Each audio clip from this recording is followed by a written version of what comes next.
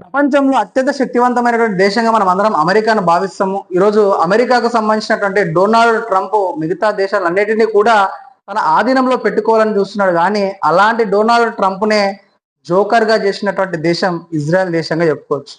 మరి Israel Donald ట్రంప్ను ఏ విధంగా బకరా వేసింది, ఏ విధంగా జోకర్గా వేసింది అనేటువంటి విషయం గురించి ఒక వీడియోలో తెలుసుకునేటువంటి ప్రయత్నం చేద్దాం.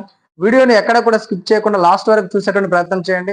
వీడియో చాలా ఇంట్రెస్టింగ్ గా ఉండబోతుంది. ఆలస్యం లేకుండా వీడియో లోపలికి వెళ్ళేటువంటి ప్రయత్నం చేద్దాము. వీడియో లోపలికి వెళ్ళడానికంటే దయచేసి వీడియో కింద ఒక లైక్ ఇచ్చేటువంటి ప్రయత్నం చేయండి. ఇంట్రెస్టింగ్ టాపిక్స్ కోసం మన ఛానల్ తప్పకుండా సబ్స్క్రైబ్ చేసుకోండి.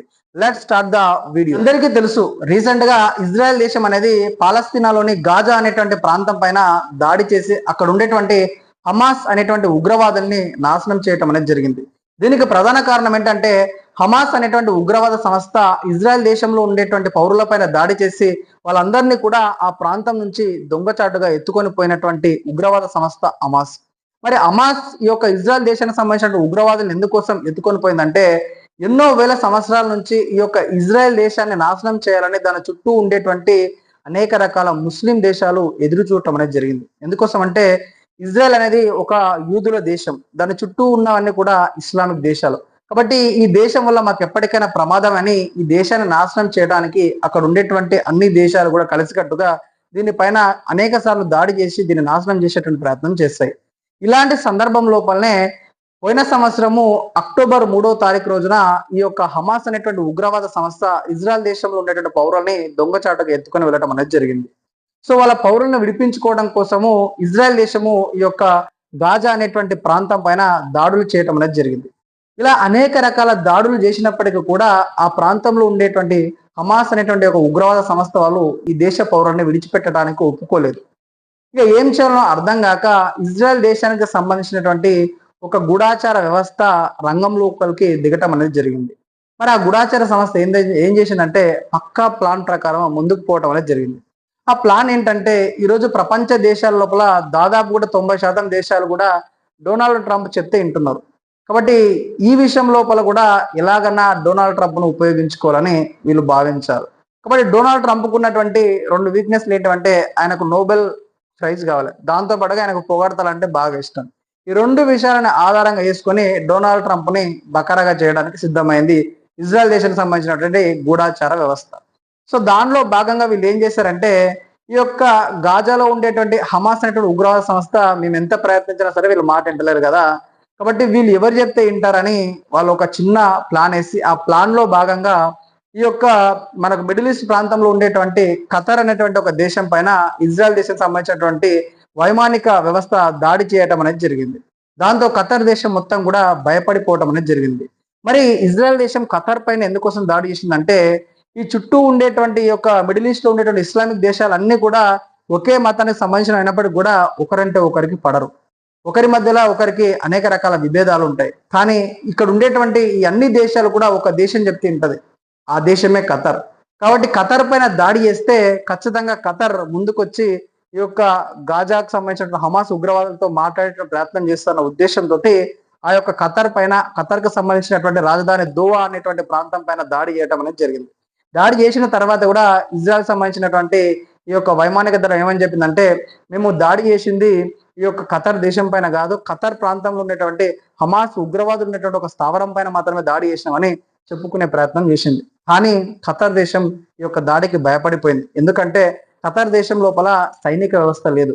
ఆ దేశానికి రక్షణ కల్పించేది కూడా అమెరికా దేశానికి సంబంధించినటువంటి రక్షణ వ్యవస్థనే. కాబట్టి ఎంబడే ఖతర్ దేశానికి సంబంధించిన అధ్యక్షుడు పరుగున అమెరికా అధ్యక్షుడు డొనాల్డ్ ట్రంప్ దగ్గరికి పోయి ఆయన చెప్పిండు, చూడండి మేము ఏం చేయకపోయినా సరే కానీ ఈ యొక్క ఇజ్రాయెల్ దేశస్తులు మా పైన దాడి చేసిర్రు, ఇట్లా దాడి చేస్తే మా దేశం ఆర్థికంగా చాలా వెనకబడిపోయేటువంటి అవకాశం ఉంటుంది, కాబట్టి మీరే ఎలాగైనా సరే ఈ యొక్క ఇజ్రాయెల్ దేశాన్ని ఆపండి అంటే అప్పుడు డొనాల్డ్ ట్రంప్ చెప్తాడు, సరే ఇజ్రాయెల్ మీ దేశం పైన దాడి చేయడం అనేది తప్పు విషయమే, కానీ మీరు హమాస్ లాంటి ఉగ్రవాద సంస్థలకు మీ దేశం లోపల ఎందుకు చోటు కల్పిస్తున్నారు, కాబట్టి మీరు ముందు ఈ యొక్క హమాస్ అనేటువంటి యొక్క ఉగ్రవాదులకు మీ దేశాల లోపల స్థావరాలు ఇవ్వడం ఆపివేస్తానంటే నేను ఇజ్రాయెల్తో మాట్లాడతానని డొనాల్డ్ ట్రంప్ ఆ యొక్క ఖతర్ దేశానికి సంబంధించిన అధ్యక్షునికి మాట ఇవ్వడం అనేది జరుగుతుంది. సో దానిలో భాగంగానే ఈ యొక్క ఖతర్ దేశానికి సంబంధించినటువంటి అధ్యక్షుడు మిగతా ఇస్లామిక్ దేశాలకు సంబంధించినటువంటి అందరు అధ్యక్షులను కూడా పిలిపించి వారితో మాట్లాడేటువంటి ప్రయత్నం చేస్తారు. ఆయన మిగతా దేశాలు కూడా ఏం చెప్తాడంటే, ఈరోజు ఇజ్రాయెల్ దేశం ఖతర్ పైన దాడి చేసింది, రేపు మిడిల్ ఈస్ట్ లో ఉండేటువంటి అన్ని ఇస్లామిక్ దేశాల పైన కూడా దాడి చేసే అవకాశం ఉంది. దానికి వాళ్ళు చెప్పుకునేటువంటి సాకు ఏంటంటే, హమాస్ అంటే ఉగ్రవాద సంస్థలకు మీరు కూడా స్థావరాన్ని కల్పించాలని మన దేశాల పైన కూడా దాడి చేసే అవకాశం ఉంటుంది. కాబట్టి మనం ఈ క్షణమే ఈ యొక్క ఇజ్రాయెల్ దాడిని మనం ఆపలేకపోతే భవిష్యత్తు లోపల మిడిల్ ఈస్ట్ లో ఉండేటువంటి అన్ని ఇస్లామిక్ దేశాల పైన కూడా ఇజ్రాయెల్ దాడి చేసి నాశనం చేసే అవకాశం ఉంటుంది. కాబట్టి మనం అందరం కూడా ఇప్పుడు కలిసికట్టుగా డొనాల్డ్ ట్రంప్ దగ్గరికి వెళ్తే మన సమస్యకు పరిష్కారం దొరుకుతుందని ఖత్తర్కి సంబంధించిన అధ్యక్షుడు, అక్కడ ఉన్నటువంటి ఇస్లామిక్ దేశాలకు సంబంధించిన అందరూ అధ్యక్షులతో మాట్లాడి వాళ్ళందరితో కలిపి ఒక మీటింగ్ ఏర్పాటు చేయడం అనేది జరుగుతుంది. ఆ మీటింగ్ లోపల అందరూ కలిసి కూడా ఒక పీస్ అగ్రిమెంట్ కు వాళ్ళందరూ కూడా సైన్ చేయడం అనేది జరుగుతుంది. ఆ పీస్ అగ్రిమెంట్ లోపల ఏం చెప్తారంటే, వాళ్ళ దేశాల్లో ఉండేటువంటి హమాస్ ఉగ్రవాదులందరినీ కూడా నిరాయుధులుగా, అంటే వాళ్ళ చేతులలో ఆయుధాలు లేకుండా కూడా వాళ్ళు జనాశ్రయంలో కలిసిపోవాలి. దాంతో పాటుగా ఇజ్రాయెల్ దేశానికి సంబంధించినటువంటి ఎవరైతే బందీలు ఉన్నారో వాళ్ళందరినీ కూడా విడిచిపెట్టాలనేటువంటి ఒక పీస్ అగ్రిమెంట్ లోపల ఈ 2 పాయింట్లు కూడా ముఖ్యమైన పాయింట్గా పెట్టడం అనేది జరిగింది. సో దాని తర్వాత గాజాని ఆక్రమించినటువంటి ఇజ్రాయెల్ సైనికులు కూడా మెల్లమెల్లగా గాజాను వదిలేసి వాళ్ళ దేశానికి వెళ్ళిపోతారని కూడా అందులో చెప్పడం అనేది జరిగింది. దీనికి మొదటి లోపల ఆ యొక్క ఇస్లామిక్ దేశాలన్నీ కూడా కలిసికట్టుగా దానిపైన సంతకం చేయడం జరిగింది. దానిలో భాగంగానే ఈ యొక్క గాజా ప్రాంతంలో ఉండేటువంటి హమాస్ ఉగ్రవాదులు కూడా ఇజ్రాయెల్ దేశానికి సంబంధించినటువంటి ఆ బందీలను కూడా విడిచిపెట్టడం అనేది జరిగింది.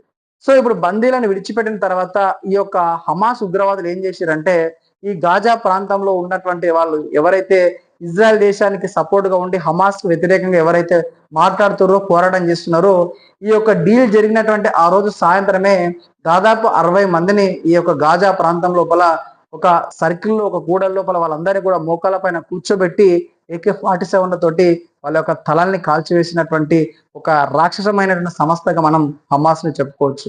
అంటే పీస్ డీల్ జరిగిన తర్వాత కూడా ఈ యొక్క హమాస్ ఉగ్రవాదులు ఈ రక్తపాతానికి ఒడిగట్టడం అనేది జరిగింది.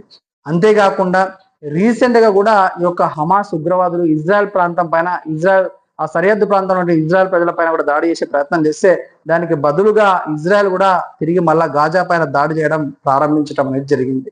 అంటే ట్రంప్ ఎంతో చాకచక్యంతో చేసినటువంటి ఈ యొక్క డీల్ కాస్త మళ్ళీ చెడిపోవటం అనేది జరిగింది. మరి ఇక్కడ ఇజ్రాయెల్ అనేది కూడా చాలా చాకచక్యంగా వాళ్ళ దేశ పౌరులను విడుదల చేసుకోవడం కోసం, ఆ యొక్క బందీలను విడుదల చేసుకోవడం కోసం ట్రంప్ను కూడా చాలా చక్కగా విడిపించడం అనేది జరిగింది. కానీ ట్రంప్ మాత్రం ప్రపంచ దేశాలను ఆకట్టుకోవడం కోసం నేను ఈ యొక్క యుద్ధాన్ని ఆపానని, నేను చాలా శాంతియుతంగా రకరకాల విషయాలను చెప్పుకునే ప్రయత్నం చేశాను. కానీ ఈరోజు అందరి దృష్టిలో ట్రంప్ ఒక చిన్న జోకర్ గా మిగిలిపోయాడు. ఎందుకోసం అంటే గాజా ఇజ్రాయెల్ యుద్ధాన్ని ఆపినట్టే ఆయన మస్తు బిల్డప్ కొట్టుకున్నాడు. కానీ ఈరోజు తిరిగి మళ్ళా గాజా ఇజ్రాయెల్ మధ్యలో యుద్ధం అనేది ప్రారంభం కావటం అనేది జరిగింది. సో దీనికి ప్రధాన కారణం ఏంటంటే, ట్రంప్ అనేటువంటి వ్యక్తి తన స్వార్థం కోసమే ఈ యొక్క యుద్ధాన్ని కూడా ఆపటం అనేది జరిగింది.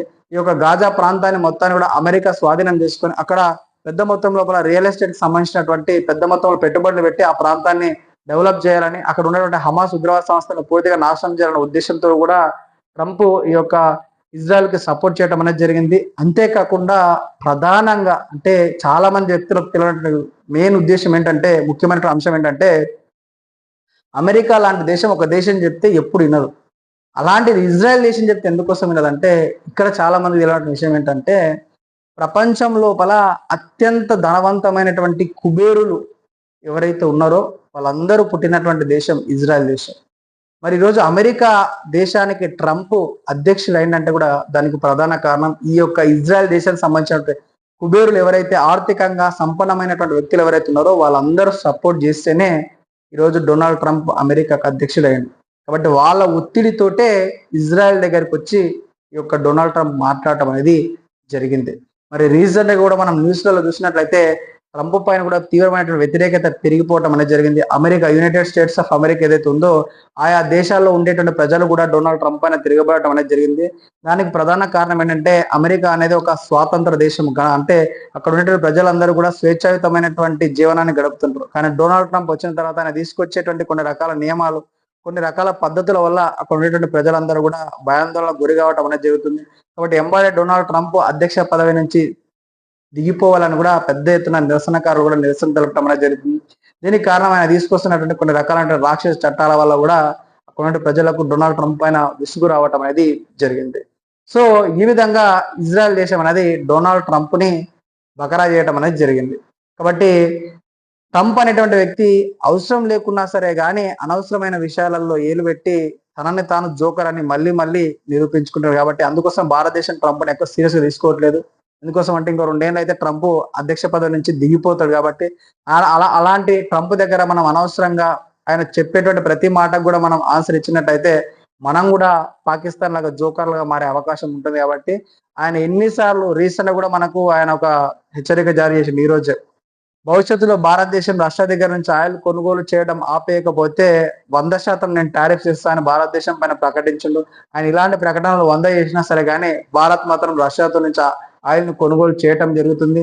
ఒకవేళ రష్యా దగ్గర నుంచి ఆయిల్ కొనుగోలు చేయడం ఆపేస్తే భారతదేశం అనేది ఆర్థికంగా దిగజారిపోయేటువంటి అవకాశం ఉంటుంది. గత్యంతరం లేక మనం యూరోప్ దేశాలతోటి ఈ యొక్క అమెరికా దేశంతో మళ్ళీ ఆయిల్ కొనుగోలు చేసుకునేటువంటి దౌర్భాగ్య పరిస్థితి ఏర్పడుతుంది. కాబట్టి వీళ్ళ దగ్గర చేతులు అడుక్కోవడం కంటే ఎన్నో సంవత్సరాల నుంచి మన దగ్గర స్నేహపూర్వకమైనటువంటి వాతావరణం రష్యా దగ్గర కొనుగోలు చేయడమే మంచిదిగా మనం భావించాలి. కాబట్టి ట్రంప్ ఇలాంటి ఎన్ని చిల్లరేషాలు పడ్డా కూడా భారతదేశం అనేది మాత్రం ట్రంప్ చేతి కింద నీరు తాగడానికి ఎప్పుడు కూడా సిద్ధంగా ఉండదు. భారత్ అనేది ఎప్పుడైనా సరే తలెత్తుకొని గర్వంగా నిలబడేటువంటి దేశం. కాబట్టి దాన్ని ఎప్పుడు కూడా మీ చెప్పు చేతుల్లో పెట్టుకునేటట్టుగా ప్రవర్తిస్తే దానికి ఎదురు తిరగడానికి ఈ దేశానికి సంబంధించినటువంటి రాజకీయ నాయకులు కావచ్చు, ప్రజలు ఎప్పుడైనా సిద్ధంగా ఉంటారు. ఎందుకోసం అంటే భారత్ అనేది ఈ ఆఫ్టర్ ఆల్ చిన్న పాకిస్తాన్ లాంటి దేశం మాత్రము కాదు. కాబట్టి ఇది ఈ యొక్క వీడియోకి సంబంధించినటువంటి ఇన్ఫర్మేషన్. ఈ యొక్క ఇన్ఫర్మేషన్ మీ అందరికి వర్త్ అనిపిస్తే వీడియో కింద లైక్ చేయండి. ఇలాంటి మంచి మంచి వీడియోస్ కోసం మన ఛానల్ సబ్స్క్రైబ్ చేసుకోండి. మరొక మంచి టాపిక్ తో ముందుకు వచ్చేటువంటి ప్రయత్నం చేస్తాను. అప్పటి వరకు అందరికీ కూడా ధన్యవాదాలు. జై హింద్, జై భారత్.